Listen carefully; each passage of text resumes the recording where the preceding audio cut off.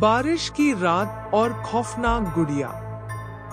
यह कहानी एक छोटे से गांव की है, जहां बारिश की रातें हमेशा सन्नाटे और डर से भरी होती थी। गांव के सबसे पुराने घर में रहने वाला शर्मा परिवार इस मौसम का सामना कर रहा था। परिवार में 4 लोग थे, माता पिता, उनका बेटा आदित्य और बेटी सोनिया। गुड़िया की कहानी।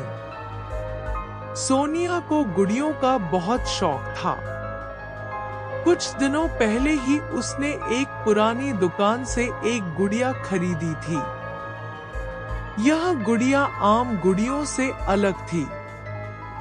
उसकी बड़ी बड़ी आंखें थी, जो जैसे हर समय आपको देख रही हो।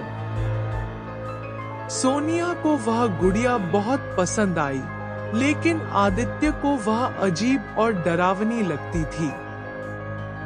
माँ ने गुड़िया को देखकर कहा, यह पुरानी और गंदी लग रही है, इसे क्यों ले आई?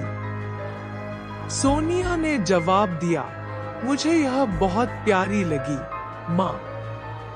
यह मेरी सबसे खास गुड़िया है। बारिश की रात की शुरुआत। उस रात मौसम बहुत खराब था।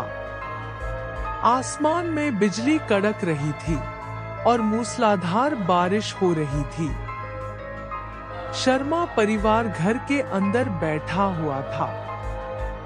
सोनिया अपनी गुड़िया के साथ खेल रही थी, जबकि आदित्य अपने कमरे में वीडियो गेम खेल रहा था।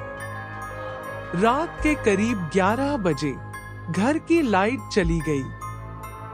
पूरे घर में अंधेरा छा गया। माँ ने मोमबत्तियां जलाईं और सबको साथ रहने को कहा, लेकिन सोनिया ने कहा, मैं अपनी गुड़िया के साथ अपने कमरे में रहूंगी। पहला हादसा। रात के करीब 12 बजे आदित्य के कमरे से एक तेज चीख सुनाई दी। सब दौड़कर उसके कमरे में गए। आदित्य जमीन पर पड़ा हुआ था और उसकी गर्दन पर गहरे निशान थे। माँ ने डरते हुए पूछा, यह कैसे हुआ?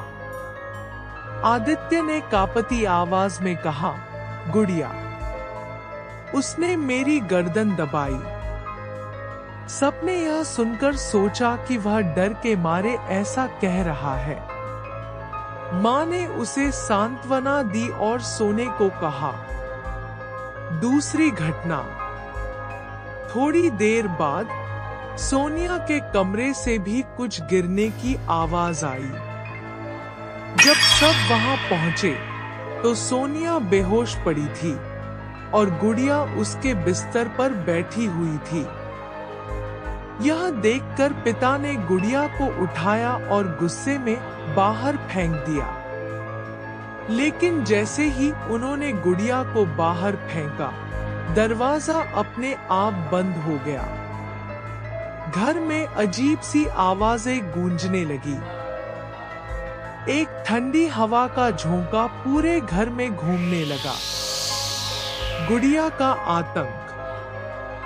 आधी रात के करीब घर के हर कमरे से चीखने और सामान गिरने की आवाजें आने लगी।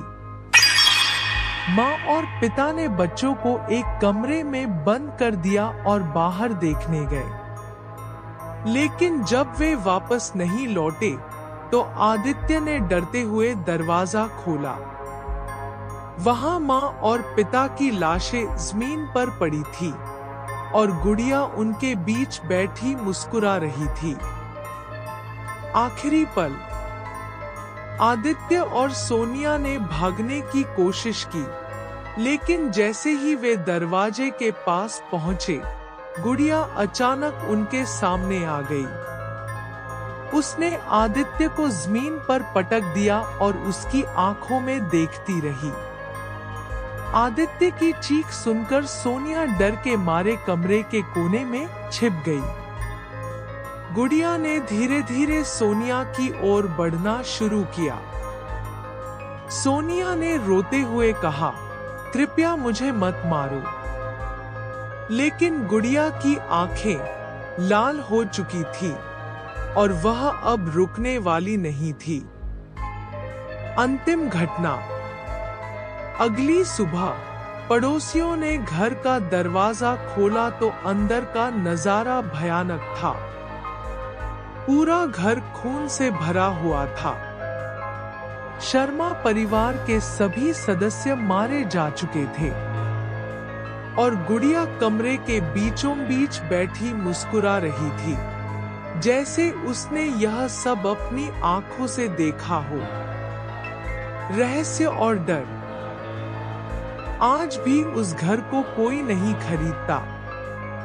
लोग कहते हैं कि उस गुड़िया की आत्मा ने पूरे परिवार को खत्म कर दिया। हर बारिश की रात उस घर से चीखने और हंसने की आवाजें आती हैं। क्या आप उस घर में जाकर गुड़िया को देखना चाहेंगे?